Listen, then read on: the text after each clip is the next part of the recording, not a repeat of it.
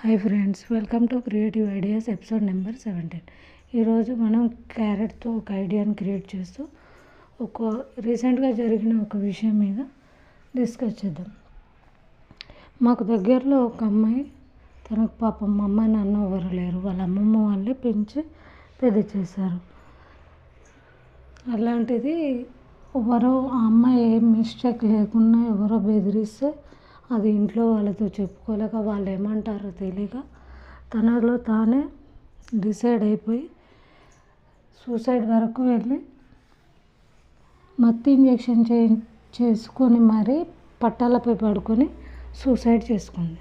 Please don't do this. ముఖ్యంగా teenage పిల్లలకు చెప్తున్నాను.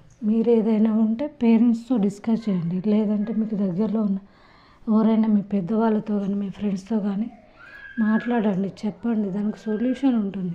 అంతేగాని సూసైడ్ వరకు వెళ్ళకండి.